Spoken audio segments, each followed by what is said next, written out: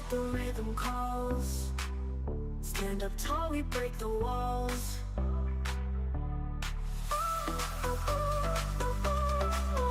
Train it up, train it high. Next gen reaching for the sky. Push the limit, don't ask why. This is how we're born to fly.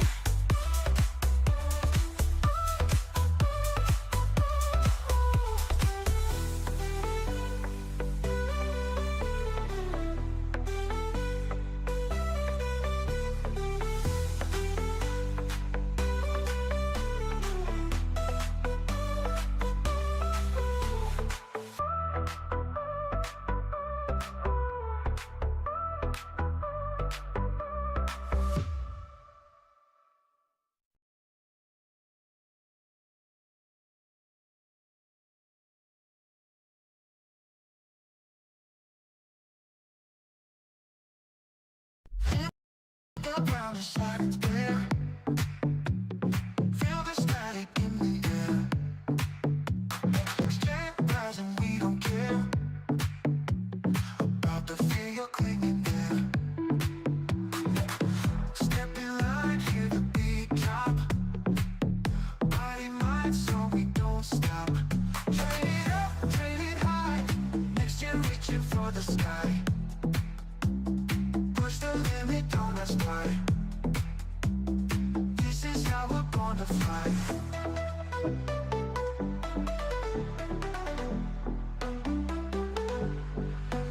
March to the future, neon glow. Through the fire we will grow. Every move a deadly flow.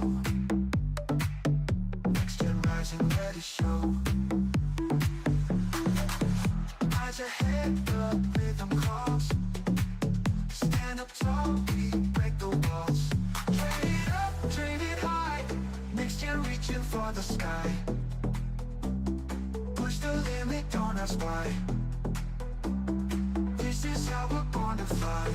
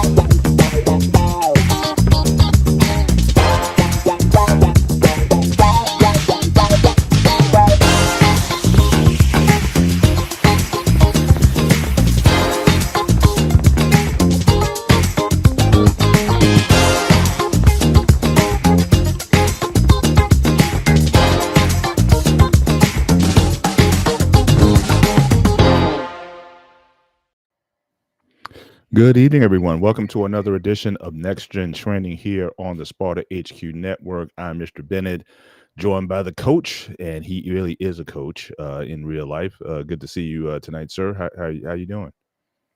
What's up, brother Benny? Can you hear me? I can barely hear you. So again, you've been at them athletes again, getting on them. So I'm sure the strain is. I could definitely hear it in your voice.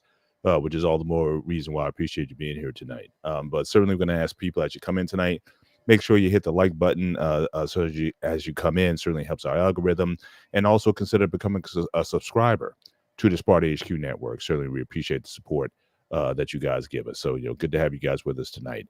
But as usual, we're going to have a pie checks. I know Coach has been, like I said, he's been out there, putting that work in. So certainly, I think it's very fitting that we ask you, how are you doing in your pie, sir? What's going on with you? What's up, man? Oh man, the physical, man, it's a different coaching time and energy that I'm giving, but in my mind, I believe I shouldn't be given this type of energy, right? Why you say that? Because typically, when you coach sports, right, it's a lot that has to go on as far as the development of the skills, right? Yeah. And with this team, I can't focus on that a whole lot. I'm dealing with more emotions. I'm dealing with, you know, it's like, you in basketball, you do a lot of running, right? Yeah. Am I right? I'm Oh yeah. talking about. So I'm trying. I can't even get them to run to get in position to Hmm. stop a offensive, attack. Hmm. They tiptoeing down the court half the time, even in practice. Hmm. Hmm. And I'm like, what can I do? I try to show them how to shoot, brother Bennett. Hmm. Half of them, I mean, we scoring 10 points. I think our last game, one girl, she's like Allen Iverson. Hmm. She ain't practicing hard, but she comes in the game, brother Ben, she can play. But Yeah. I tell her attitude is gonna mess up. So I'm Hmm. spending energy having to talk to all of these young personalities in their most primal emotional state. Hmm. One girl cries. She cried twice today. She Hmm. cried before practice and cried after practice. Hmm. And she's new, but she's one of the best defenders on the court Hmm. on either end. Hmm. And I don't know how one girl, her family's play sports. You can see the pressure that they put on her. And she has the body like, I would say, if I was to go with a young Candace Parker, Hmm.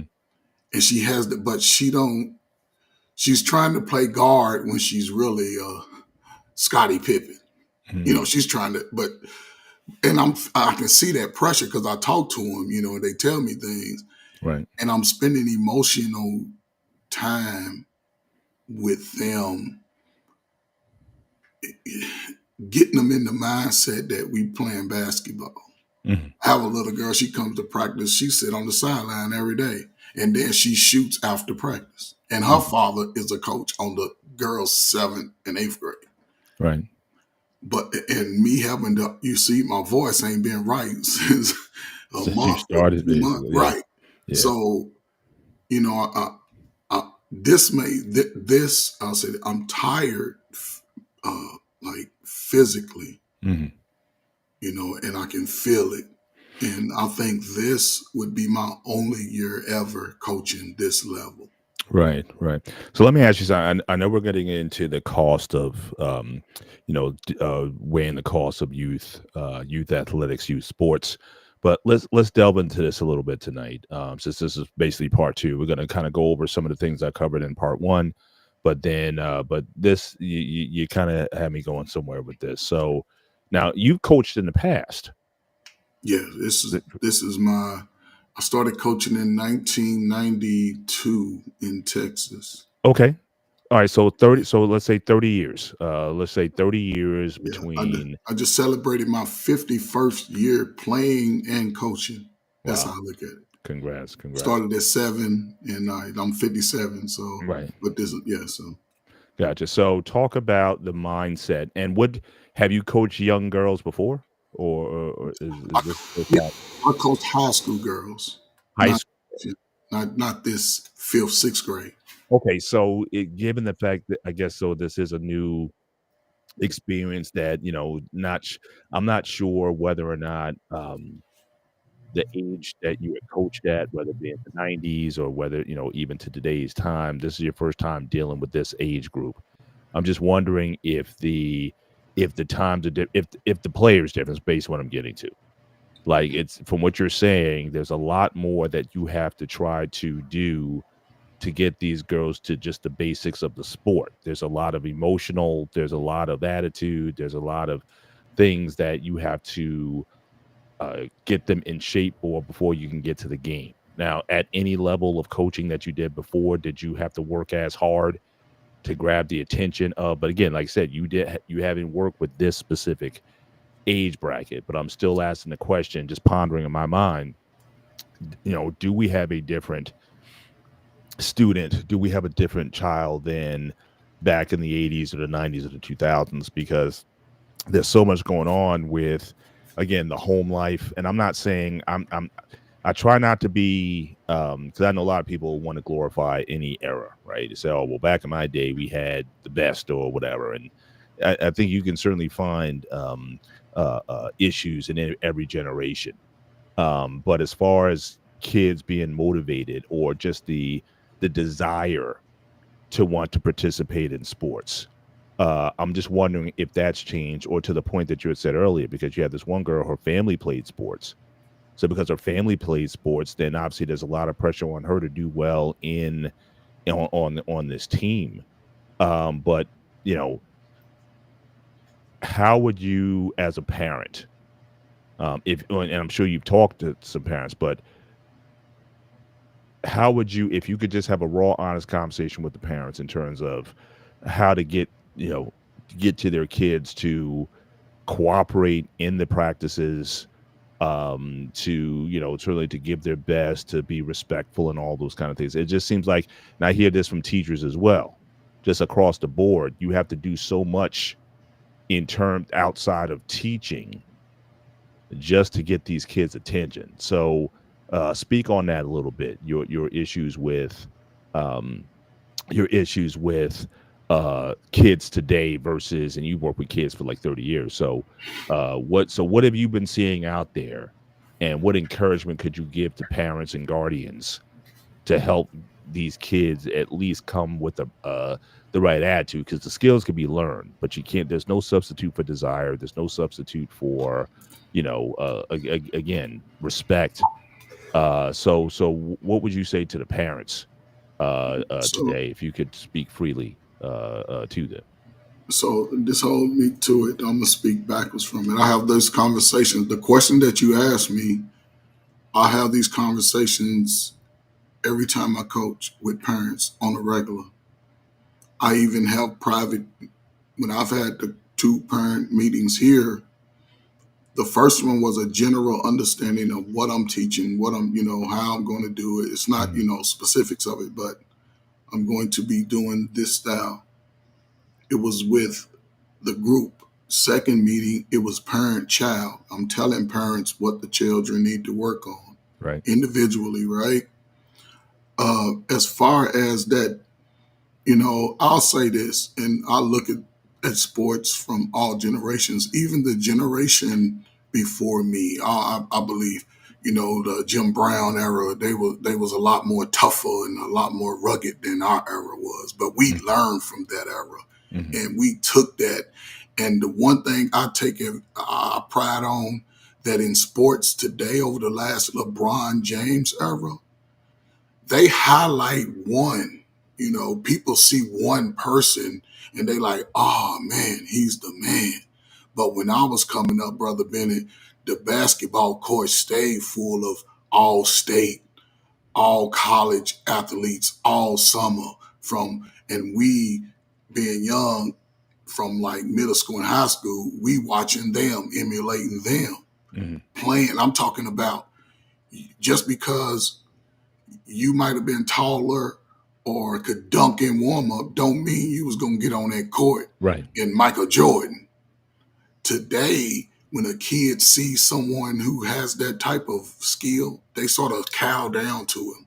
They don't rise to the occasion, and they Mhm. and they get a lot more fear. Now that's on the court, but off the court, listen. uh, Looking back, um, in my own personal experience with my father was a realist. That's what I appreciate about him the most. He was real. Mhm. He never really interfered in my sports after I left Little League Pee Wee. Because in the games in Pee Wee, I could hear him say, stay focused. He would call me out, Mhm. you know, get him. I could hear that. But I questioned it at first, but he said, I'm giving you that because I want you to have a slight advantage. And then as I got older, I could hear his voice. He didn't focus on me. He was focusing on, which was cool, because players were like, man, your father told me do this and do that. And it worked. I'm like, oh man, he been telling me that for years. Mhm. But when it came to real life and just being competitive, even my mom used to say, you be competitive. If you do something, do it the best. You may not always win, but you compete in it and you learn from that experience. Parents don't do that. They more, this is a movement, Brother Bennett, I would say just in a time frame Mm-hmm. since Obama, brothers, uh, boys, they've been a little, even the boys, they wearing the girl, they wearing the Crocs, and I'm not saying that's an issue, but they're not as shoulder tough anymore.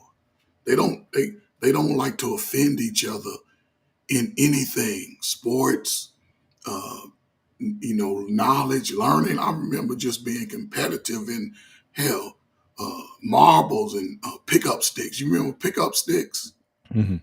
and jacks? They don't Yeah. have that get around in a circle and we do Right. something to It's that sort. right. The competitive circle to see who was the best. It They, didn't they matter don't what they it was don't do at. that. They don't do that. Even They'll whether it cow be down.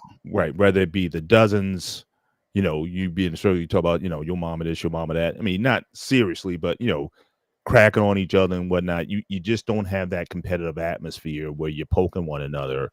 But the end result is that you kind of got stronger through it, how to overcome adversity, how to, Yes.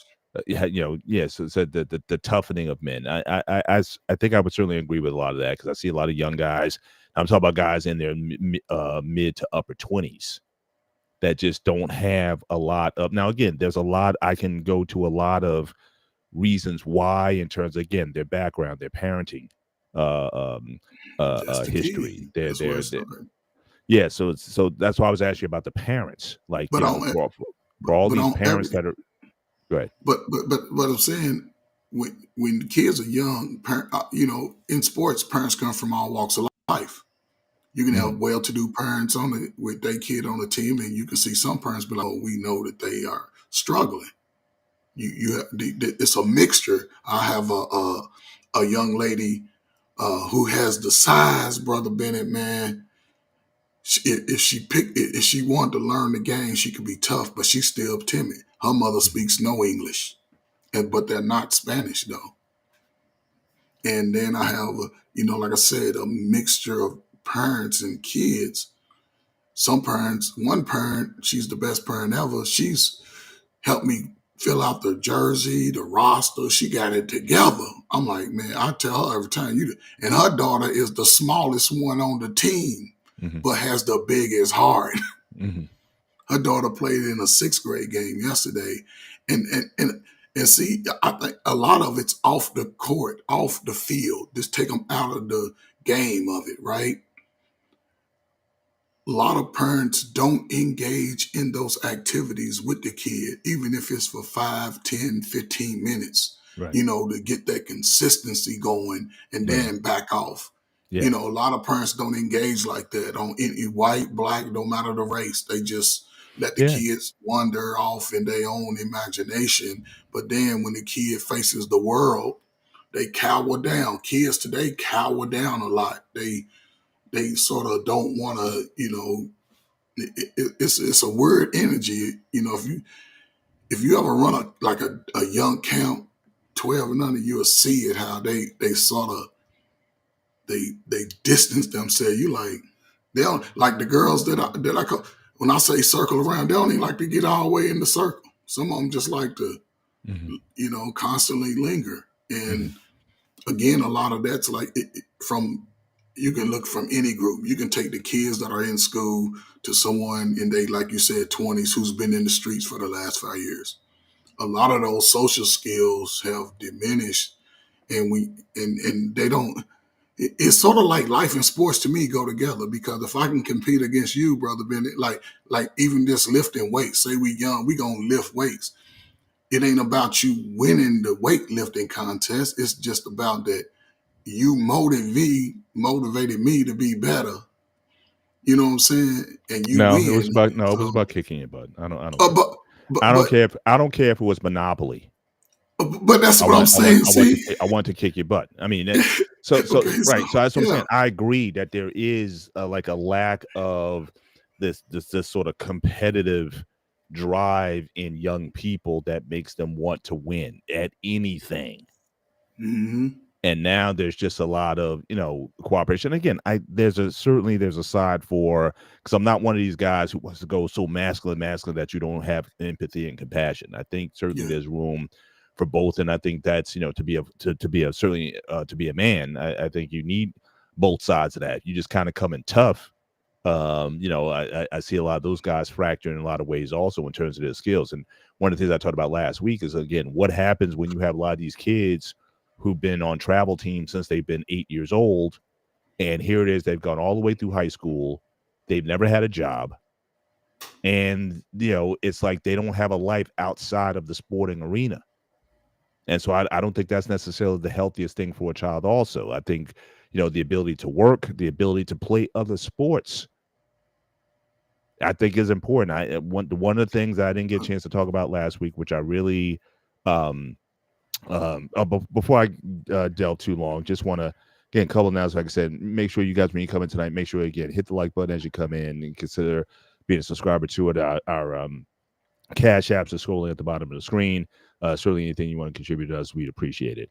But I didn't even get into this last week, because one of the things especially with a lot of these organizations, there also seems to be a push for kids to specialize in a particular sport very early and don't deviate. So it used to be, so you talk about the conditioning of these players when you try to get them to run.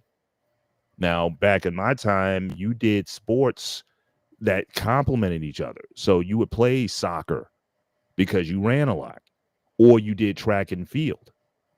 And you did that until the start of the basketball season or the football season or whatnot. It's like that's what helped to build up the endurance in you, having different sports. But it was such where you had a variety, so you didn't get stale. And I think that's another mistake that I think parents are making, is that or listening to a lot of these coaches and organizations saying, oh, well, it's you should probably not play football if you want to be on basketball team or the baseball team or whatever. I think when you're young like that, I think it's important that you get exposed to a lot of different sports, because you may not like basketball. And that's one thing I know with me, why I played basketball, and I didn't play basketball very well. I'll say that right now. I was a scrub. I came in with 2 minutes left in the game. I was the classic bench warmer. Okay. But I wanted to play basketball. Like, for me, I wanted to be on the team. I wanted to be in the practices. I wanted to be part of it. You can't replace that. And I'm just wondering a lot of times too, is our parents really get exposing the kids to enough activities so that they can maybe then pick and have a desire to say, oh, I think I want to do that? Or are they on the team because mom or dad made me be on the team or whatnot? Have you seen a lot of that, where a lot of kids who are there, they may not want to be there, but could it be because they haven't really been exposed to anything else? That there might be an interest or an activity, a physical activity that they could be doing, flag football or frisbee or something. Are you seeing that where parents, a lot of the kids, and where you might be having issues, is that parents are pushing these kids to play these things, and the bottom line is they have no interest, but they're there because they're told to by their parents? Even that's even unique, because it's a mixed bag. It's all of those things, Brother Bennett. I can tell who's, the parents that just the one little black girl, she's like Allen Iverson of the team, right? Yeah, She you were telling me. practiced, Yeah. you know what I'm saying? But she's game ready. She scored 9 points in the in the 7th grade game after playing in the 6th grade game. She scored but she's getting a lot of free throws, Brother Bennett. She's going to the line probably about 9 times, and she's only hitting like 2 or 3. Right. See, but she has that type of mentality. But I can see her father has invested a lot of interest, because he talks about her being on AAU, right? Mm. And there's other girls who are white girls. They play multiple sports. Their parents let them play multiple sports. Mm. And I think, to me, that, and looking back on my own life, the one thing my parents didn't have to do is sign me up for no sports. Mhm. Every sport I played, Yeah, I you would pick. signed myself up. Right. And I think today, but that also came with the socialization of us too. We was outside running around, climbing trees. By the time you was 10, 11, you had some interest in several things, right? These Yeah. kids don't have that exposure because Right. a lot of, and that's the thing. But even in sport, like I say, like I got some girls that are way overweight, but they want to play ball. Hmm. They want to play ball. I tell them, you just got to keep working. You'll lose all your baby fat. You'll lose it. Keep working. Hmm. And I'm nice when I say it, but they understand what I'm saying. Like, yeah, you So right. if Like but you, if you could purge the team. So again, so you talk about you have a mixed bag. You got some girls, whether they're in shape or not, or they have skills or not, some genuinely want to be there. yes, If yes, you could purge the ones that don't want to be there, how many girls would you have left? And what do you think you could do with the team where you have girls who are motivated to be there versus again, because you got to be coach, you got to be disciplinarian, you got to be mentor, you got to be counselor. It's like all these other things. I mean, I'm kind of like that too. Like, I would rather work with 2 than drag 10. You know what I'm saying? That's always been my mentality. It's like, if you don't want to be here, I think Mike Tomlin has a saying. He said, look, we want volunteers, not hostages. And if you don't want to be here, then they'll get rid of you, quick, fast, in a hurry. So if you had that kind of agency, you know, how could that work for you? If you had the full say, okay, these girls got to go. And I'm gonna work with y'all. Now you could have 6 players, so you got no bench.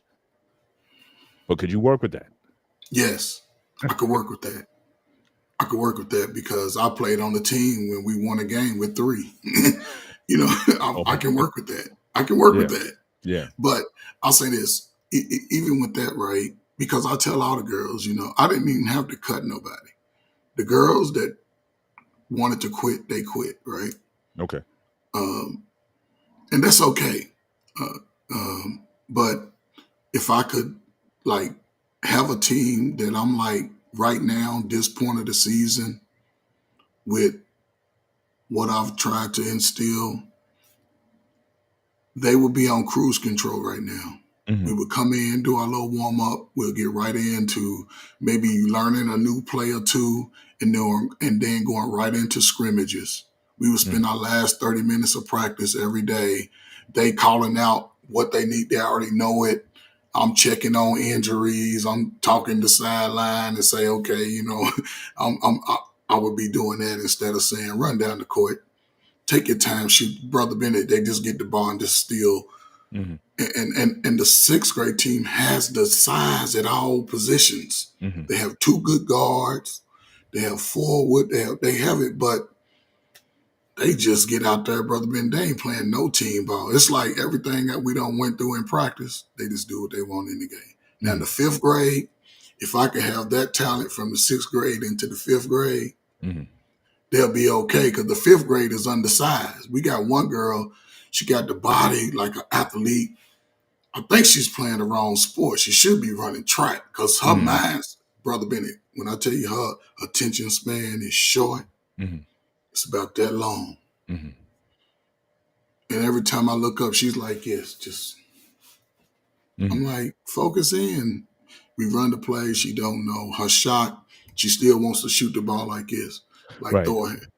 And I've So been so teaching. so again, so So so to that point now, have you made the recommendation to the parents to no, say, no, I wouldn't tell a parent that to maybe after the season. I would never mhm, say that during the season. yeah, but You know, I'm saying I think, and I think that's wise, but I'm just saying I think that has to come at some point. Like I yeah, think that after this, but ag see, as a coach, that it's a thin line. See, there's something that you can't run around doing to parents.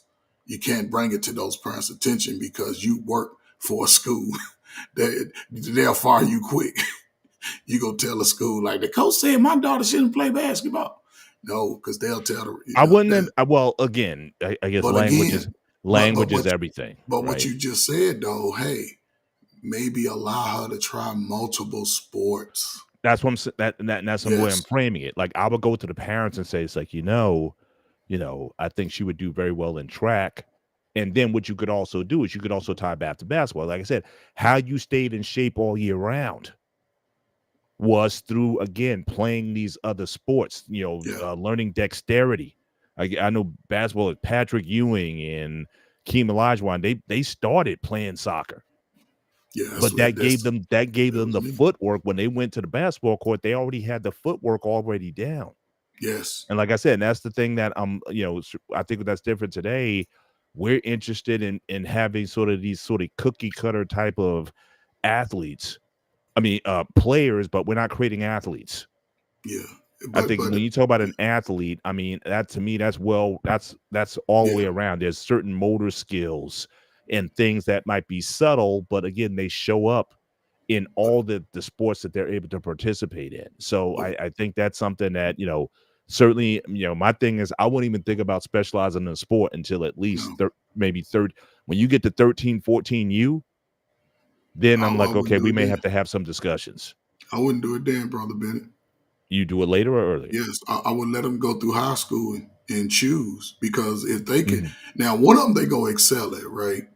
And I look at some of the best players in football. I mean, NFL, they play basketball too, all the way through high school. Oh, for sure. I mean, a lot of these So, guys are 3 and 4, sometimes 3 and 4 letter but athletes but coming out of but high school. but but not today, not today, and not over the last 25 years. Because like I said, the But specialization. But that's why I would, if I was to say, hey, let them play, and I tell the players, play it all. I'm telling the players, listen, play multiple sports, run, do this, do all the sports. Don't just settle on one, because you don't Mhm, know what you'll be good at this age.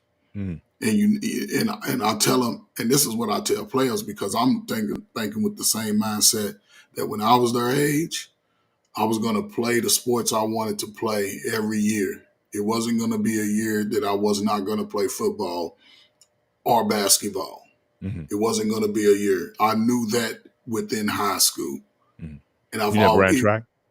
no, I didn't run track. Mm, I didn't run track, and the reason why I don't know, man. I just wanted to hang out in the summer times, and yeah, I should have ran, but I didn't. But I was running like a 4.5, 4.6, 4.5 40. mhm. High school. I was all state my junior senior year. But we didn't win a lot of games because I was playing on. Hell, I was bigger than some of my linemen. Right. But you got But hurt in high school, right? Was yeah, high school you got? I missed a couple of games in high school. Yeah, I messed up my knee, man. I hit one of those sprinkler heads.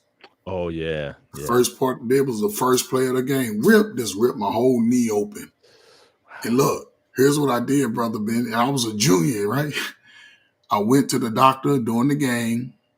A doctor was there. He took me to his office, probably about 2 miles away. I came back out the halftime and played in the game. Mm, But look, I ran the ball twice. Man, I got up, man. They was looking at me, talking about, yeah, we gonna get him. I looked up to the side and said, man, take me out. mm, And in college, man, the knee it acted up on me. I was like, right. and that changed my trajectory of football. I just said, coach, I knew that. But I Do would you say, think if we had the more modern medicine and technology could have fixed it oh better, or yeah, that was oh yeah. yeah, it could have fixed me. It could have fixed Mhm, me. mhm. Because even though I didn't go on and play college, I still had the game in me till I was about 34, 35. I could, I'm talking about I could still take you and pull Yeah, up yeah. anywhere on the court, Brother Bennett, Mhm, anywhere. mhm, And I don't care how tall you are either, because I played against dudes 6'9", 7 mhm, foot. I used to be like, get mhm, back. mhm, And I was like a shooting guard, but I could dribble good. mhm, But I ain't like to bring it up though. I like to just be ready for the shot. mhm, And yeah, man. And I've always took that mindset, like regardless of, you know, the team or whatever, I'm gonna make mhm, this team right here the mhm, best team possible. mhm.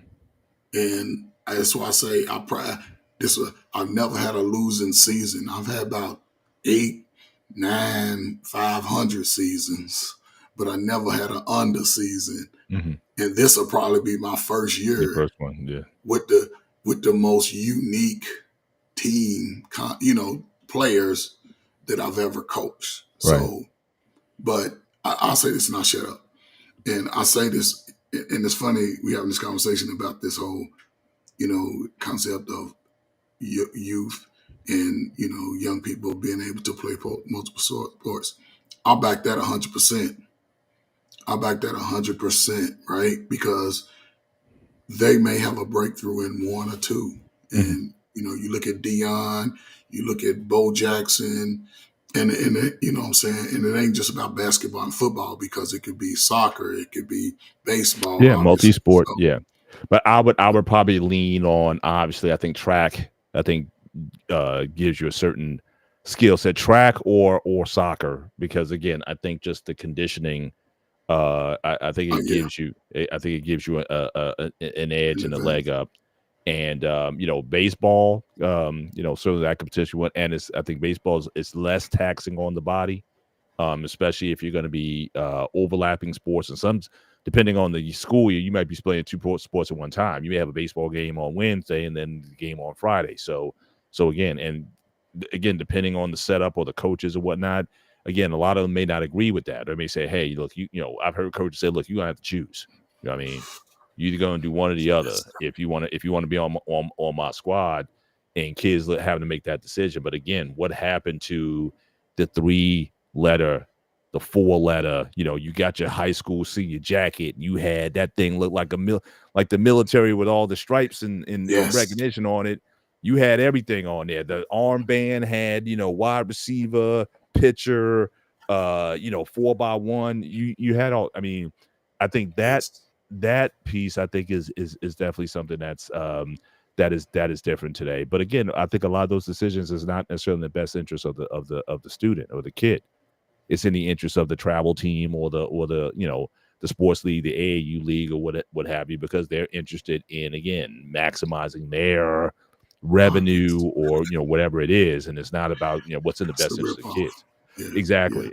Just, So, and we can, let me just share some of, again, what we talked about last week, because what I really wanted to do tonight was kind of get your commentary on this. So if we can share the slide deck. So Sparta, if you're in the back, you can bring that up. And as usual, ladies and gentlemen, so again, you can certainly refer to our email address. Again, next NXT Gen Training 101 at gmail.com. If you guys can certainly go there, and again, any questions that you have that you'd like to have us address during the show, you can go there, drop an email, and certainly we'll look to build show content around there. So I know you can't see the email address right now just because of the placing, but again, nextgentraining.com, you can certainly go there and you can certainly get that information drop there, and we'll, like I said, we'll look to build some content out of it. And but with that, let's let me move if I could find the can't find my arrows here. I'm trying to find how to advance it. Let me do this. There we go. Okay. So again, so we talked about this last week. So again, youth to high school sports, and just some of the really the show what it focused on last week was some of the costs that are involved. So I'll just go through these, coach. And again, any time you want me to stop and to just to talk about something that from your 30 years in the coaching game, and anything you want to highlight, you can. But one of the things I talked about was just again, the benefits certainly of sports. So again, 64% of executives noted that sports help them with their career development. 73% of girls and 59% of boys who played high school high school sports are expected to graduate from college. And then $68 billion has been saved from medical costs. Again, you guys might not be able to see it just because of the placing. So if you can just play with the placing a little bit, so that we can see the full slide information. But basically, 68 billion in medical costs saved from, again, being active. Now, some of these I may wrestle with a little bit. I mean, obviously, if you are, let's say 73% of girls and 59% of boys, if you're one of those geek nerds or whatever, then you probably have even a higher percentage of graduating from college, because again, that's what you're good at. So I wouldn't say that playing sports necessarily increases the likelihood of you graduating from school, but I think certainly if the academics and the athletics kind of go together, again, and we've also seen the tragedies. Also, you got kids in college got no business being there; they can barely read. I remember there was a guy in New Jersey. I think his name was Luther Wright, 7'2" in high school. Played for Elizabeth High in high school. Couldn't read, but he played for Seton Hall University. Despite that, so again, there've been some horror stories when it comes to that as well, as far as schools skirting around academics or academic requirements for kids to play in these teams. But generally speaking, kids tend to do well. Certainly, I'm all for kids having some activity. If it's not sports, it should be dance or some sort of activity, or the gym, or some sort of activity that keeps them in shape and keeps them going. As far as we also saw the impact of what happens when you don't have sports. So again, when we had the pandemic, for a lot of kids who just didn't have that outlet, it had deleterious effects on them overall, in terms of the lack of physical activity. And to your earlier point, coach, about parents not putting in the time with the kids. So it's like, when you come home from work, are you going to go out there with the baseball or the football or whatever and actually put that time in with your kids on their game? Or, are you going to be involved, or are you so wrapped up in work and whatnot that you're not able to put in? You expect the coaches or the sport to do all the work. But what about the time when they're off the field? What about those weekends when, there may not be a game, but are you putting that time into practice with them? Or certainly during the pandemic, are you putting in that time with them to keep them active and keep their minds focused, even though obviously they couldn't get together to physically play the sports? And then what substituted those sports was, again, streaming, TikTok, Instagram, all of the social media platforms. So again, the pandemic certainly had an impact on a lot of kids when it came to participation in But sports, and some folks didn't even go back to it when things opened up again. But your thoughts, coach? but brother Benny, even with the 10%, right? That's still a good number. Yeah. If because some people may play sports in middle school or Pop Warner or something in Pee Wee League or something, Hmm. but then when they get to high school, most don't play. By that time, they made a decision, but I think that's still a good number who just lost a desire. 10%, that Hmm. means 90% are still ready to play. Again, of course, with the going to, but see, to me, I don't know. I guess being involved in the game so long, I believe that the game is learned on the field. Also, I like to draw plays up on whiteboards. I like to show them like percentages of, as a receiver, you might get 6 passes thrown at you. You have to catch 4 of them. Hmm. The quarterback ain't gonna throw it at your chest every time. You might have to jump for it. You might have to Hmm. go down on the ground for it. Just breaking it down to an individual, concept and type of thing. But as far as when you take all these sports, and yes, with the digital age, I could see that going sometime. But Brother Bennett, I believe our practice times are what they are, Hmm. especially in the high school level and below, right?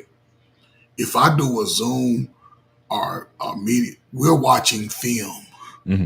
We'll watch a film and break that down. But as far as trying to go through plays and all of that, I can do that on the field because I want to be able to draw it up to you for you real fast, and then we go practice it, and then we Right. get it by muscle memory. Got you. So, the mental impact, I, I can see, people start contemplating whether or not they want to play sports, but that's typical. That's normal Hmm. from year to year. Brother Benny, you came out on the team. You was 5'2", 160. Now you're a junior. You're 6'3", 225. Hmm. And then I'm looking at you like, man, I was the man on my team. Now I'm looking across at you, the big junior, senior, ready to go to college. Yeah. So I'm like, I don't know if I want to play. Right. You hit me. So that's typical of the game. Even basketball, and even in all sports, some But for that, I like that number at the bottom. If only 10% lose interest, then that means we got opportunity for 90% to at least engage in some sport, Yeah, regardless. yeah, for sure. Next slide here. And again, just so again, we talk about the costs. And again, talked about AAU. So this was a study actually done by a group out of William Patterson University in New Jersey. 60 million school age kids, or 75% of American families participate in sports, spending $40 billion a year, and that amount is expected to exceed 75 billion by 2026, which can constitute 7% of household spending. The average family spends anywhere from $700 to $1,000, which I still think is pretty low, especially when you talk about if you traveling every weekend. I think that could certainly grow, certainly increase. But again, that's an increase by more than 50%, certainly over the past decade. So the cost of again travel teams, AAU, or costs that parents are having to factor into their budgets, and this is per child. A lot of these numbers. Um, Here you see again now school sports. Again, most affordable option. A lot of Brother things. Bennett, Yeah. slow down. Go back to that last slide. Last slide. Just and this is the thing: how you see how the actual spending almost double. Hmm. It's going to be going from 40 billion to 75. COVID costs just changed everything, especially in this day. So I can see that doubling right there Hmm. like that. Hmm. You're looking at 12,000 a year. I would imagine most of that is just gas and hotel. A lot of the other costs I paid up front, Hmm. I would say it's just gas and hotel, doing the events and things like that. Because this is minimal compared to those little. You seen those little young girls that do the pageants. Oh yeah, it's ridiculous. See, Yeah. so yeah, it's just the numbers. I can see that, and just especially like you say, the last 5 years, costs have almost doubled and everything anyway. So, Yeah. but 12,000 a year for my kid to play sports, please. Yeah. I'll build my son a small field, a court, or something in the backyard for 6,000. Than to do the build. Look, you can get a batting cage in your Oh yeah. backyard for $3,000. Yeah. So And we're not even talking about, like you said, when you talk about trainers and whatnot, again, we'll get into that in some future slides.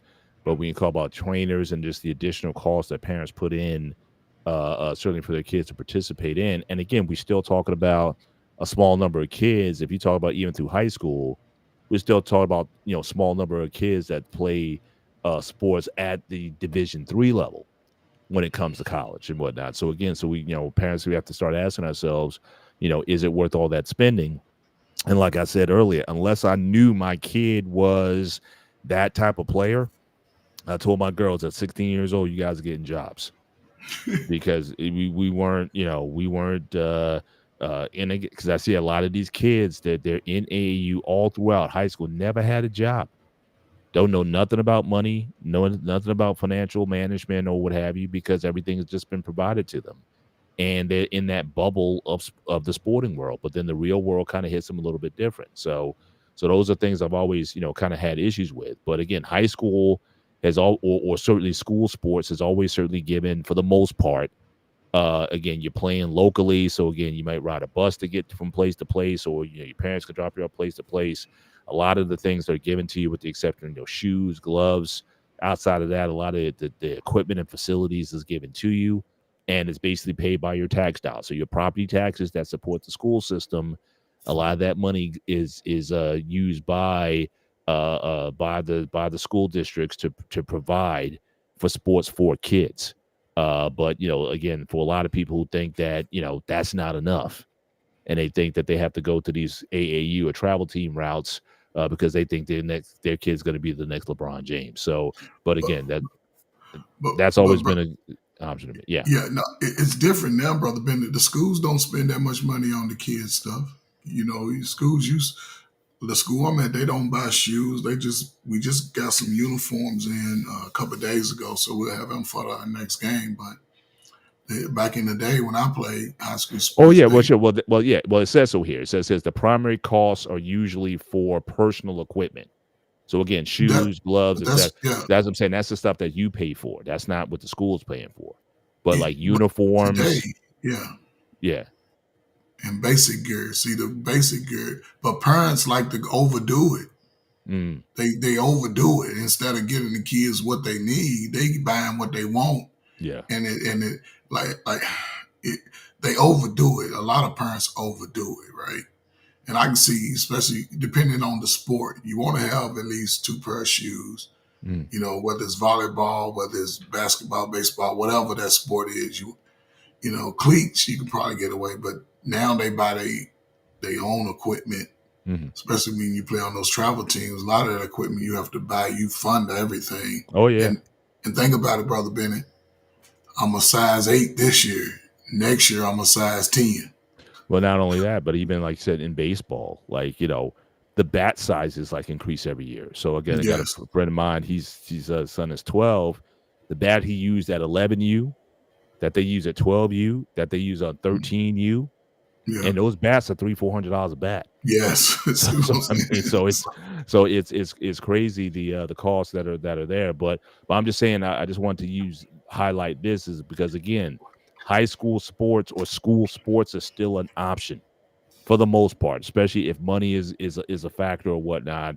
You don't necessarily have to join a travel or AAU team. And if you want your kid to be active, because again, a lot of those travel and AAU teams, they'll do sports all year round. I'm just saying this is also another opportunity for your child to participate in other sports. So at the end of the basketball season, there might be a track season available through the school, or baseball or volleyball season, something else. Again, I know budgets are getting cut, especially when it comes to athletics. But again, certain schools, there's still activities that your kid can participate in for a fraction of the cost that it would charge what you would have to pay in order to join like an AAU or travel team. But again, some of the pros and cons. Again, so again, we look at the price ranges, travel teams being amongst the most expensive, well over $10,000 for private teams. And then, when you talk about, says does not include overnight travel, which could be, again, $200 to $1,000 per trip to go to certain places. Because again, a lot of these travel teams, you all over the country. And also, you as a parent, you have to be mindful of how that may impact your career. In fact, I just talking to someone today. Their son is in judo, and it's fortunate for her that her husband kind of works from home for the most part. But they outside the state right now in a judo tournament all weekend. So just you have to have a certain uh, um, you have to have certain financial standing in order to do these things, which is also a shame because it used to be for us, coach, sports is what oftentimes gave you opportunities. If you were coming from inner city or from poor background, sports, especially through your schools, is what allowed you to kind of get recognition, scholarships and things of that nature. But now it seems like for a lot of these sports, it's becoming the realm of the well-to-do, the higher and upper middle class that can afford to have their kids on AAU teams, or like you said, the dance competitions, traveling all over the country and whatnot. It seems like you have to have the monies to support a lot of those activities. You don't necessarily have to do in school. Now, again, will you be facing the best competition in school? Probably not. But again, my thing is you have to have an honest assessment of what your kids' skills and talents are. And if you don't think your kid is going to be, worthy of getting a scholarship somewhere to some D1 or even a D3 school, is high school sports enough? Or do you think that your kids are being disadvantaged because they're not playing on an AAU or some kind of travel team? I, Your thoughts on that? I had a thought about this whole travel team and AAU team about 10, 15 years ago, right? Mhm. And this was just my thought and theory, right? I believe it was intentional to take the youth sports out of the inner cities.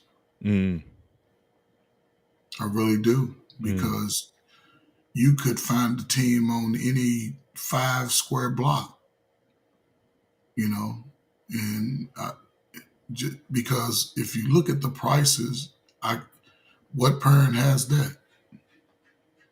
Yeah, and I said that What could be per child. Yeah, I yeah, mean, a so lot.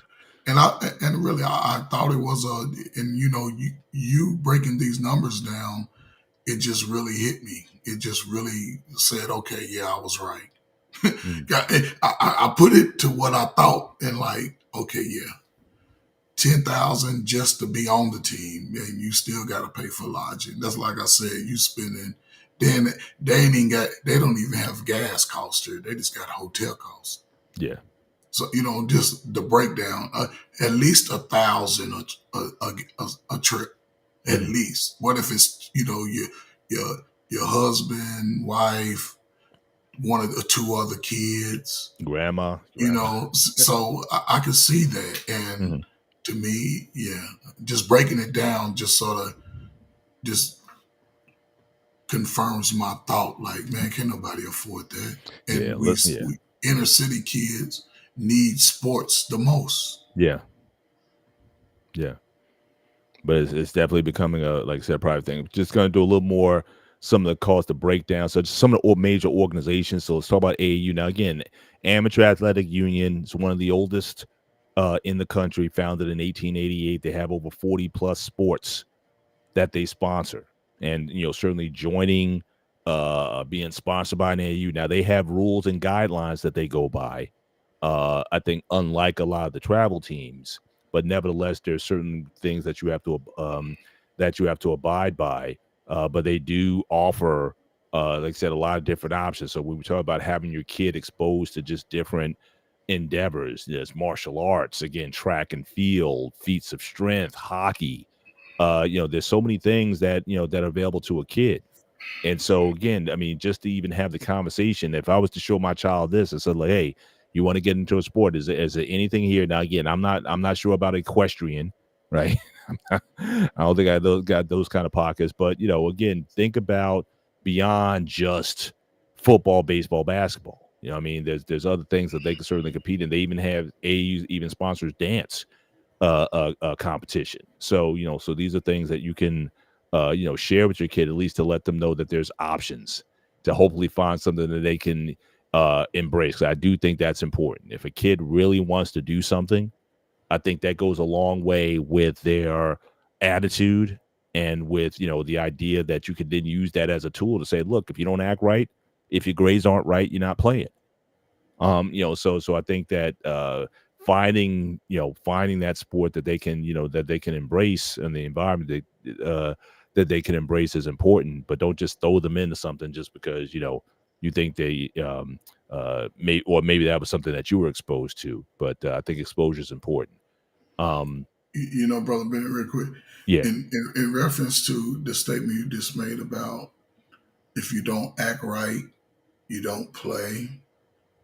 For the most part, I've seen it to where I always tell a parent, make them play, because kids that typically don't act right, they want to quit the team.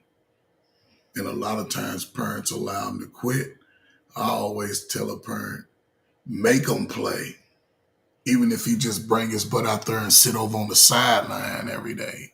Mhm. But that's too much of a commitment, because what happens to that player or athlete at that time, now they see that their peers are watching them. And over time, they'll get into it and they'll be one of the best, and things will change emotionally and academically, because now they understand that they can accomplish something. Mhm. It's not always, because see, kids know when they acting up and when they doing bad in school. They never stop hearing about it Mhm. from the So you parent. was so that's interesting, your So philosophy there. So you're saying if a kid is getting D's and F's, you would not necessarily take away sports or that activity from them? no, I would not. Interesting. Interesting. I, I, That's would- new. Yeah. I was an example.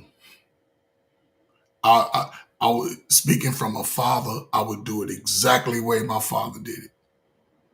I'm coming to the school. I'm telling that teacher. Whatever you got to do to get him right, get him right. And I'll make sure he's respectful. I'll make sure of that. Now, he still go come out here and he gonna have to perform, because what football is doing, our sports, is instilling the discipline. Mm-hmm. Then at some point he can't do nothing but transfer to the field, to the classroom, because they understand I got to have discipline. And they, in sports, especially a contact sport, you can't run from contact sports. So you want to be a little bad boy, come on out here and let somebody run over you. Let somebody push you around to show you that you ain't that guy you think you are. And a lot of times, 95% of the times, from what I've seen, the transformation, it's amazing. I wouldn't change that. For me, I wouldn't do it, because even in, That's a new one. I haven't heard. I mean, I've heard parents say that kind of thing because they think, well, if you take the sports away, that they'll act out even worse. But at the no, same time, there is such a thing as, holding kids accountable. but So that's what it is, though. but Because I'm a right, so coach, brother. I'm not a parent. I'm not a we going all right. So we're gonna have to have it. We're gonna have. I want. All right. So you just inspired. We're gonna do a show, and you're gonna run it on. And I want you to focus specifically on how would you implement it. How do you build accountability in a student or a child without taking away that particular activity? Because I think that's generally how most kids are raised. Up, you don't act right, I'm taking your phone, or you can't play the sport. And sometimes school, I mean, schools have criteria. If your kid doesn't have a 69 average or 65 and above, you can't play. You know what I mean? So again, how do you how can you leverage the activity in order to get the kid to become accountable? I would really like you to spend an entire show. I'll just be the interviewer that day, and you have the floor, and you just break that down, how they can work, because I think that's certainly a strategy get your questions together. What's that? I said, get your questions together. I'm gonna get it together, but again, you have this philosophy of things. So I mean, I want you to spit on that, because again, that's something that I don't think a lot of people consider, except for those who are desperate. Like I said, the only time I've ever heard was the parents are fearful that if you take the kids away, he'll get into the gangs or to the drugs or something like that. That's the only thing he's got going good going in his life. And if you take that away, then we lose him. So it's like a desperation plea, but yours seems to be much more using it as leverage in a way that, again, could be useful. So again, it's certainly different from my thinking. And I think, difference from a lot of, I mean, P just said in the chat, and he did the same thing when he was a karate teacher. It's like, if you're acting up, you don't practice. So again, that would be certainly a show worth doing, and I'll definitely bring it up as far as stuff we can do. But let's just move on to again the travel team, why it's different. And I think the main thing with travel teams, again, the sponsors. So again, when Nike, Adidas, and Under Armour, again, they got these circuits where they bring players in. Also, keep in mind they have a lot of connections with athletes, professional athletes, former, collegiate athletes and whatnot, and they're able to get these kids into these programs. So again, Carmelo Anthony's son or someone's son is going to be part of some elite travel team that plays is amongst some of the highest competition in the country, at least talent. I wouldn't say competition, but talent-wise across the country is prestigious if you want to be into into those areas. So it's certainly the sneaker companies certainly give a lot. And then when you talk about providing, I mean, the elite programs, you get that stuff. They'll give you Nike sneakers and whatnot if you're able to qualify for the team, and if you're able to pay for all the additional costs that it requires for you to be on the team. But it's a little different in AAU, and there's also a lot less rules and regulations in terms of what what you're allowed to do and what you're allowed not to do. But at the end of the day, what you also have to realize with a lot of these travel teams is sometimes it's not necessarily the most competitive basketball. Because it says one of the points here says, while the talent that competes at the AAU tournament continues to impress, these super teams dominate travel basketball. But there's a cost to that, and a lot of that cost has to be with, are you actually developing the player, or are you just putting like this best team on, but are you really being challenged? Are you being taught the fundamentals of the game? Or we'll just say, let's just get the best athletes playing on a team together, and you guys tend to win versus player versus having player development. So again, some of the cons of AAU and travel basketball: too many games, not enough practice, winning is prioritized over development. Again, winning a prestigious Nike or Under Armour tournament is oftentimes I play. Coaches may lack certification or experience. Team play sometimes suffers from star-driven environments. Again, some of these areas, it's like, yeah, you get to play with these people, but again, are you being developed as a player?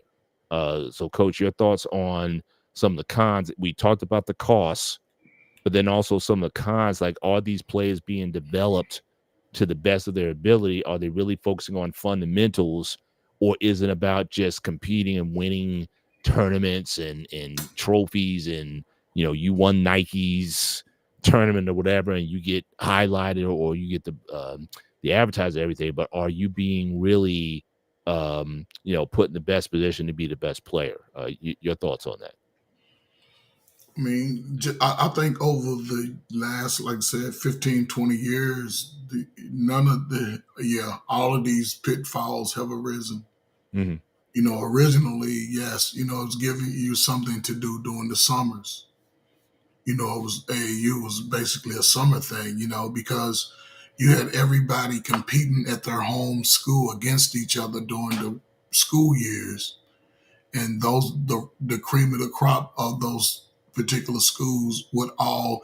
I played in a league one time similar to that. The cream of the crop in my city, all the schools formed a league, and it was a mixture of players that were, one of the best players in this. Where he had National Player of the Year his senior year. He was a junior. A lot of guys going to D1 schools. We all played in a league, and it was sort of, it was during the summer. It was like a 12 game, and a lot of those guys traveled, but it was all during the summer over the last 20 some years. I mean, it's more like they doing it during the school year too. Yeah. They taking that whole time, and that could give a kid burnout. That could give somebody young, especially those. That's why it's really typically done in basketball and baseball and the less physical sports, because even with basketball, there's a high level of burnout, and they don't focus on the fundamentals of the game. They're just looking for the player to already be ready to go out the package. And with that, I go to some AAU games, man. You talking about some terrible jump shots. Yeah. But again, I'll shut up. They'll get that one player, and they will allow him to be the person that he's hyped up to be, instead of me. I love it. I used to love to see the guy that is the name. Mm-hmm. And that's what his sport is. I'm football, and I like, my love is football, but basketball came easy because I could shoot. And I was fast. You couldn't push me, right? I ain't foul a lot, but I was good at that, right? Mm-hmm. So just to be able to just, I guess, play it when I want to and back off, and then have the pressures of my parents. We got to go to, because a lot of parents sign their kids up for it. Kids typically don't ask to play AAU, but I play ball. My son go play ball. My daughter, and they push it, right?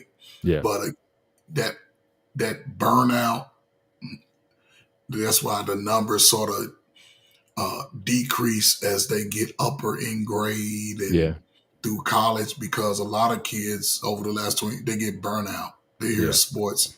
And by having to prioritize one sport, that just, yeah, you get tired of playing basketball every Well, day. yeah. And what you're also seeing is the injuries, because I think probably the biggest burnouts that I see in youth sports right now is Mhm. baseball, in particular these pitchers. You got kids 12, 13 years old getting Tommy John surgery. Yep. You know what I'm saying? I mean, because again, if that's all you play is baseball, you play in winter league, you play in summer league, you playing all year round. 11, some kids playing both 11 and 12, and sometimes if you're good enough, 13U ball. Mhm. Where's the rest? Where does the body get rest? Again, that's another reason why I would always say, get a job in the summer. Like I said, unless your talent level is recognized and visibly seen by everybody saying, yes, you could have this could potentially lead to a scholarship or something else. The body needs rest. And not just, I'm not talking about just youth sports. I'm talking about in all professional sports. How many times in NBA, in NFL, all these soft tissue injuries, it used to be that you would go into the NFL, you would go in the training camp to get in shape. You came in training camp about 15 pounds over your playing weight. And just those 2 days in the summer got you in playing shape by the beginning of the season. Now it's like they want you in shape all year round. And the body isn't rested. And you got to go through these other means to try to, speed up recovery and all these ice bath treatments and all these things to get you going all the time. And yet we're still seeing this rash of injuries. So I think the whole thing, I mean, people you just milking these athletes from professional all the way down to youth sports to the max. And like I said, that AAU baseball, I mean, again, a 13-year-old kid shouldn't be getting Tommy John.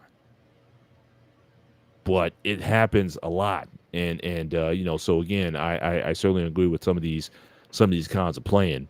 I'm not sure I'll go through all Bro- these slides Brother tonight. Bennett, real Yeah. quick, just on that last one, coaches may lack certification or experience. That is big for anybody wanting their child to participate in any sport, whatever.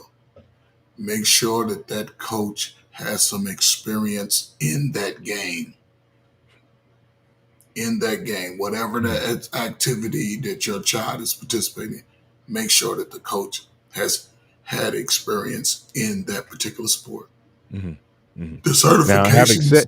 Go having ahead. said that, though, I guess the catch of that is a lot of those coaches, you're not going to find them necessarily in the public school. Like I said, just as these AAU and travel teams recruit players, Mm-hmm. they're also trying to recruit coaches also. Yeah, So if well, those experienced coach, if you want them, again, you're going to have to pay for that, unfortunately. no, because a lot of the AAU coaches are sort of hand-picked already. A lot of them have the NBA experience. A lot of them That's already what that's have my that. point. I'm just saying, if you want, again, those high end coaches, if they're at high school level or if they coach high school, they're gonna be recruit just like again, just as these teams recruit players, they're gonna recruit coaches also, and Yeah, that's but gonna be again a higher cost that you're gonna have to pay. there won't be so much on the AAU side because there's not a whole lot of AAU teams around the Mhm. country. Right. So, Well, like I so said, it, travel. I mean, I'm saying either yeah, one, travel whether it be team. AU or travel. I Yeah, mean, even travel team. It's not a whole lot of those teams. mhm. They may play a 15 game season. It's real short. It's not like, but yeah, as far as that, I would just make sure that he has the experience Mhm. and even some certifications. There's certain, every time I coach, I have to do a list of coaches' certifications of philosophies and uh, I guess the more nuanced part of, you know, just player development, coach, things like that. It's Mhm. quite a few things you go through each year. Mhm. Every other year, I would make sure that they have those certifications up to date and just that they experience playing that sport that or game that they're teaching. So Now, where do you typically go to get those certifications? Out there, that's something I covered. a lot of them are online, just reading, You read through it, then you take little tests, sort of like onboarding. Like you get a now you come on a job, they got you taking all these little 20, 30-minute exams about all the way from first aid to confidentiality. Uh, so yeah, you most of them are online and they free. A lot of them are free, Hmm. you know. But yeah, Yeah. most yeah, But you don't have a sanctioned body necessarily for. That's why I thought AAU. I thought they might have had some sort of um, coaching clinic or something that you could get certified in. I'd probably do a little research on that and see if in fact they do so.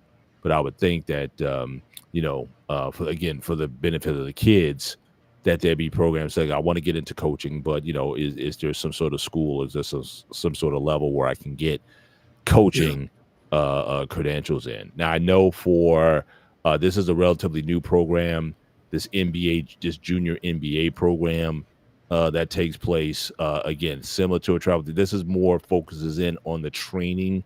So again, there's different manuals and materials that you can get. So let's say if you are an aspiring coach and you're coaching at different levels, so they got different levels of participation depending on the age bracket, and you can get these lessons, and then maybe through books or videos or what have you, different drills that you can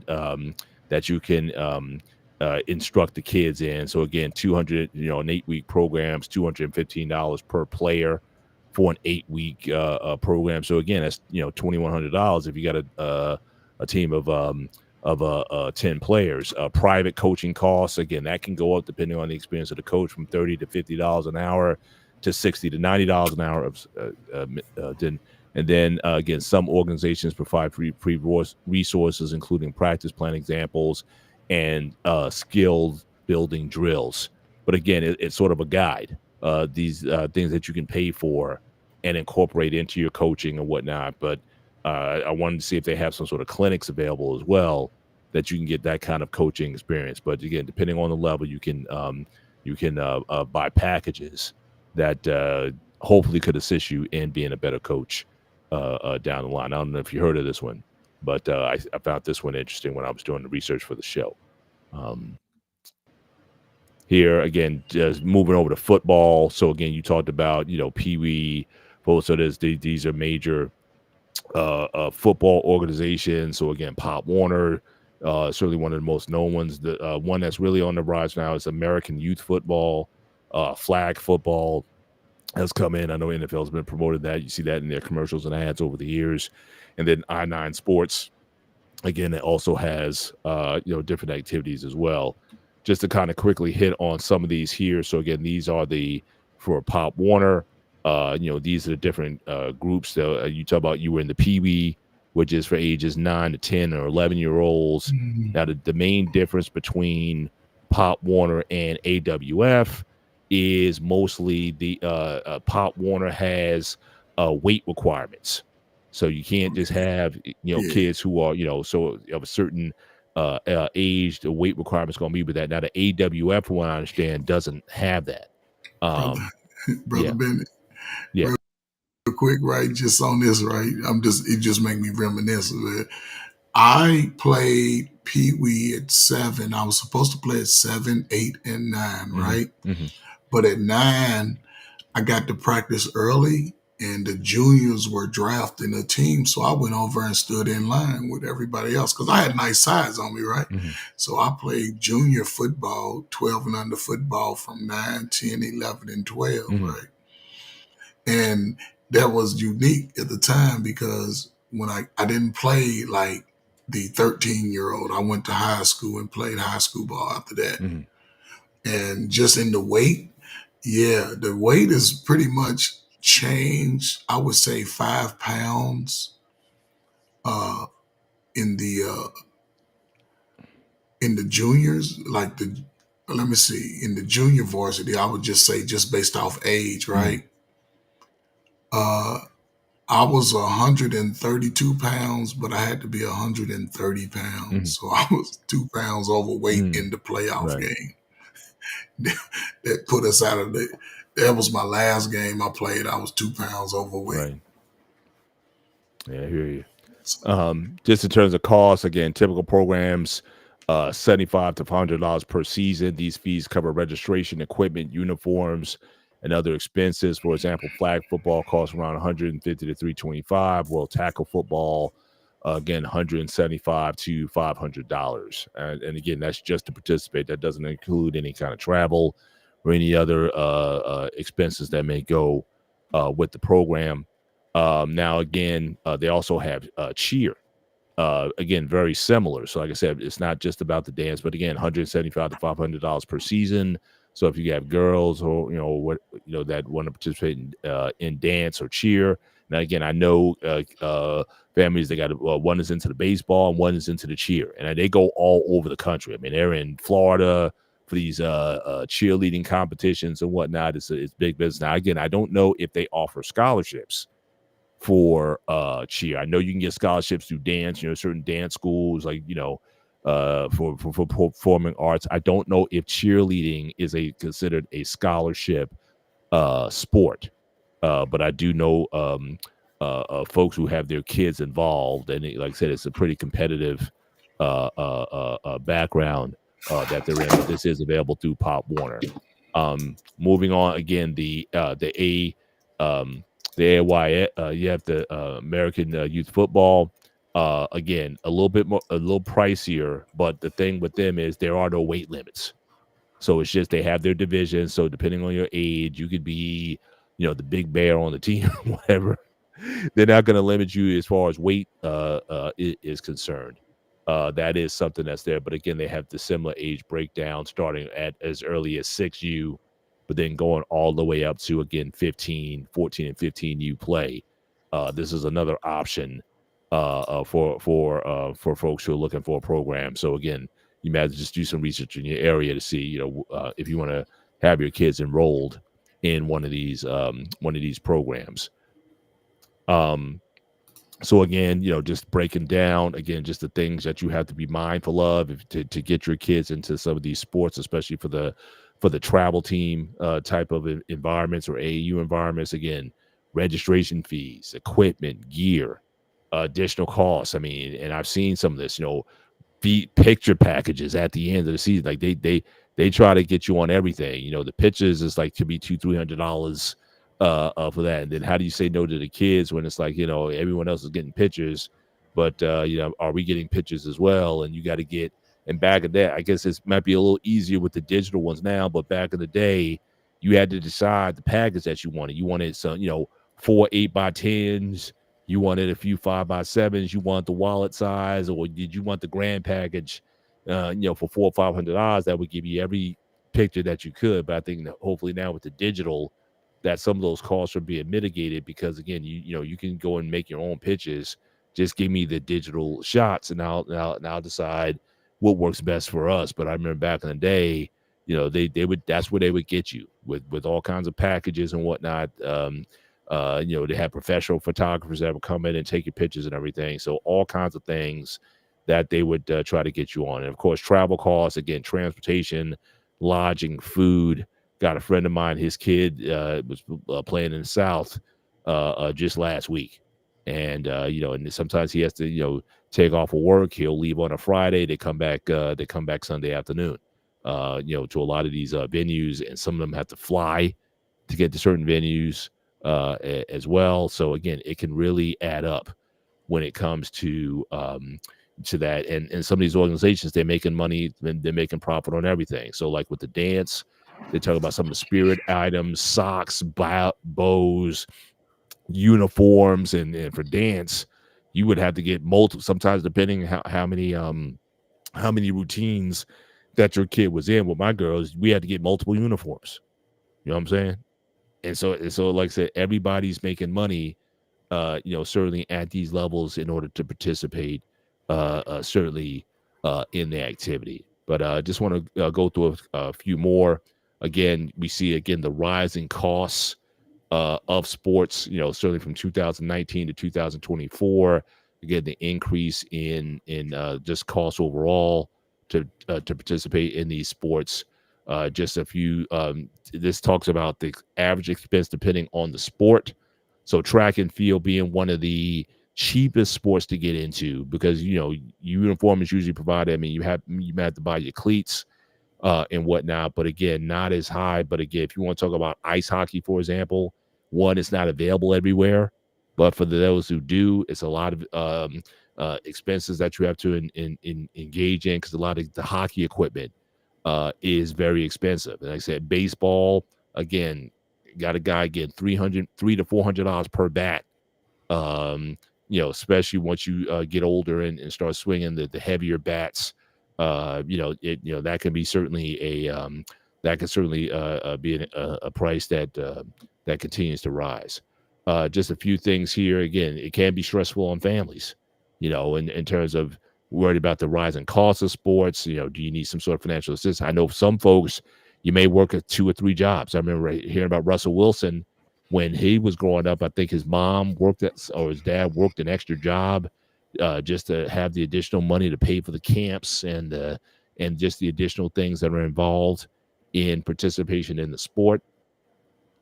Again, as far as the families that are really able to play, 2 out of 10 are spending more than $1,000 a month on elite sports.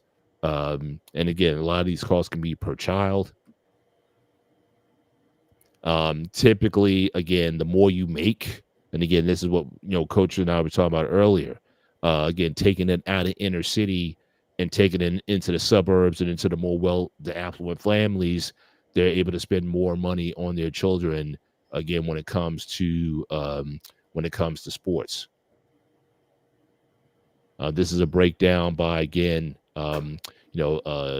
certain by sports, by household income, male, female, also race and ethnicity. Again, white Latinos spend almost as much as whites on sports, but again, black families, again, depending on resources, you may not have as many resources to spend on your kids' youth activities.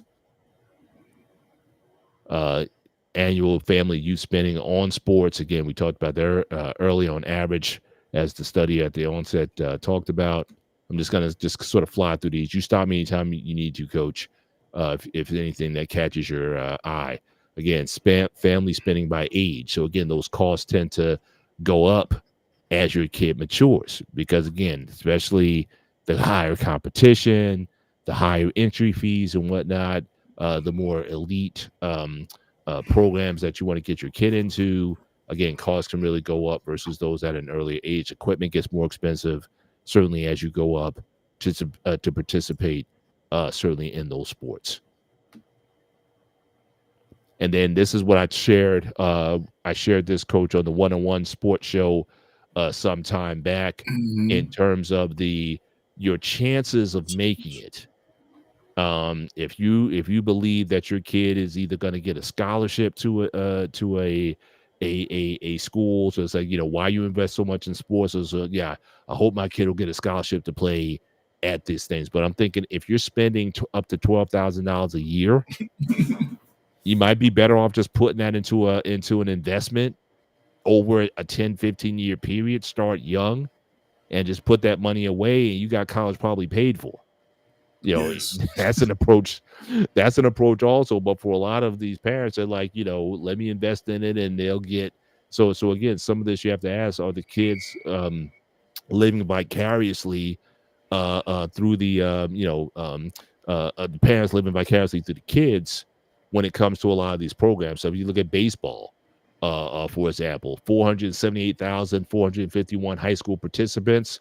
Only 8.1% of them are under 39,000 participate at college level. And again, Division 1, 2.4%, Division 2, 2.4%, and Division 3, 3.2%.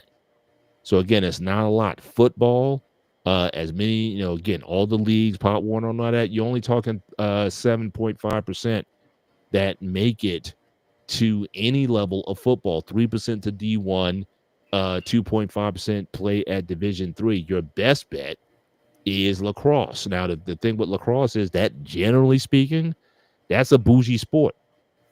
That's for those affluent communities. Typically, those programs is where lacrosse is played. They're not playing lacrosse in the inner city. the equipment mm, costs or leagues or where the sport is available.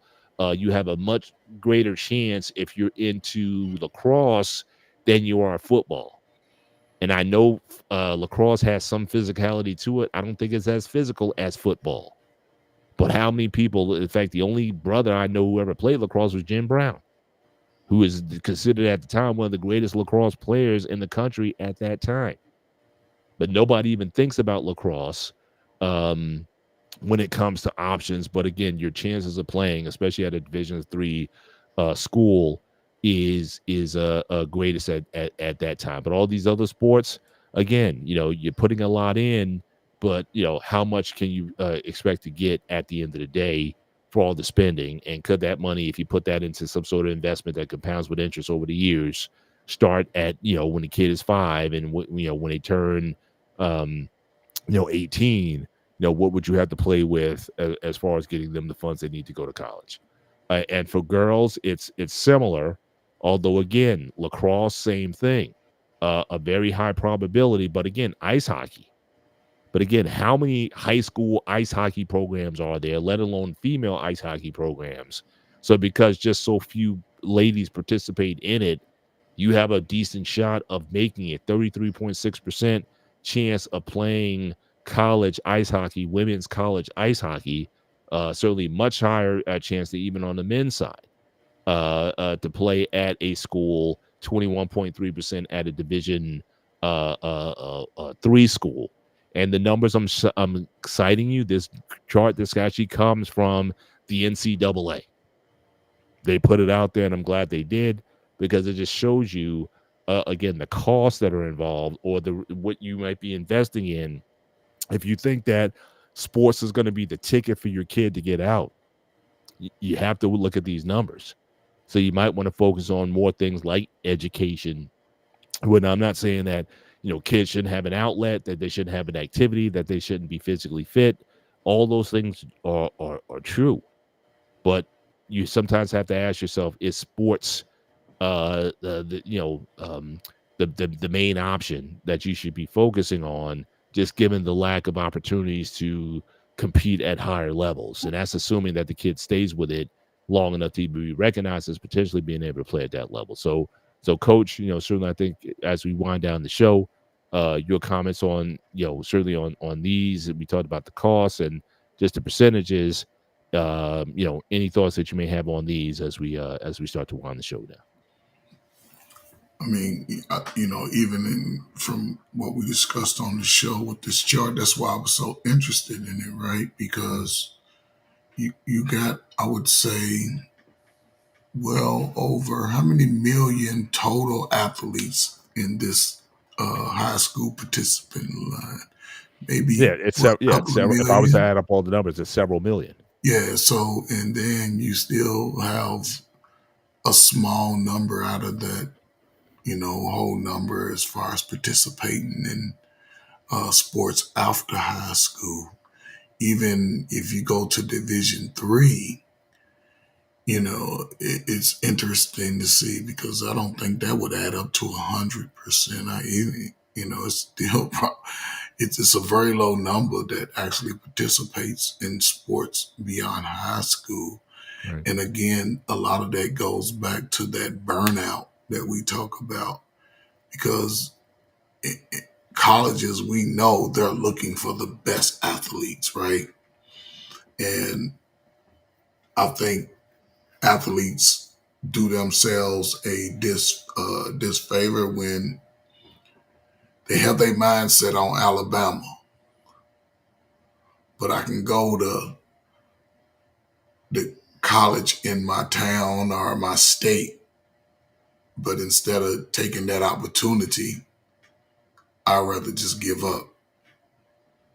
And that's why I think that affects some of those numbers, because a lot of times they preparing for the big school, but they won't settle for the one AA, Division II, Division III with the full scholarship.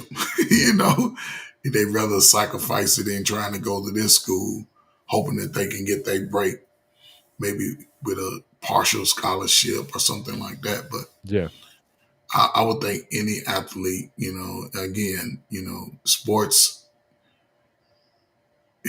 it's a twofold thing, right? It has to be introduced in some capacity, but then once introduced, it comes from within, from that athlete to say, yes, this is something that I could do and I enjoy doing and wouldn't mind doing for a long time.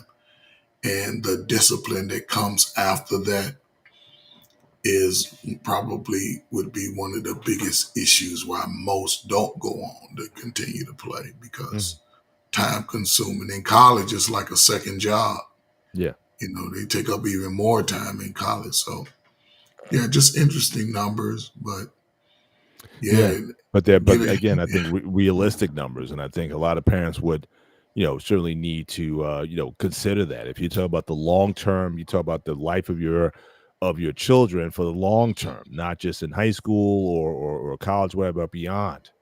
What are they going to be doing with their lives? And so again, work, trades, or the business, or what have you. Again, I'm not saying that sports isn't a great thing or could be a great enhancement to a young person's life. You saw the first slide says 64% of business executives think that sports really helped them in terms of their development. But the bottom line is it got to a point where they kind of knew enough to know it's like, no, I'm not going to go play the NBA. So I probably need to focus on the books in order to work on this area of my life. And so again, understanding sports for what it is. But if you think that's going to be your meal ticket and you're going to go all in on it, to me that's like playing the lottery. And just like any lottery, you're likely to lose more money than you earn.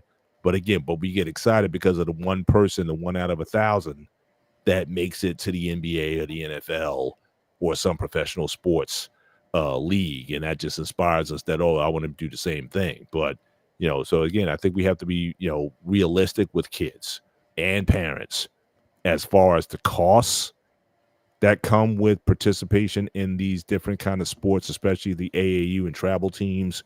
We need to be transparent with them about that, and they need to be honest with themselves that again, the money that they would have spent if they split that into again, another type of investment or strategy, that then by the time their kid turns 18 years old, that you'll have a nice bit of your college, at least your tuition fees paid by that time. So again, I was encourage parents, if you're especially if you're a young parent, consider like a 529 account, because a lot of that money you can put in sometimes pre-tax out of your paycheck, and it just accumulates over time. So look into those college 529s or some sort of program. Maybe if they don't want to go to college, again, if they want to go to trade school or what have you, that costs money also. And so and in those you have less public money, federal money is available for those sort of trades programs. I wish there were more that were available, but those are things that again people have to have an honest conversation with themselves about. What sports is for. What can it do for realistically, and again, but the 1% that make it to the top and whatnot. Yeah, I mean that's a different ball game. But I think you definitely need to, be honest and realistic with people about it. But coach, any closing comments as we look to land the plane tonight? Well, parents, y'all seen the numbers. Y'all understand what it is, what it takes to be a part of these, I guess, these intercontinental leagues, youth leagues, summer leagues, AAU teams. It's a great sacrifice for yourself and your child. I would really look at everything from a holistic point of view. If you have to sort of stretch your bank account, I would definitely encourage my child to focus on just preparation during the off season. If it's high school, lift weights, maybe run track, wrestle, do other sports.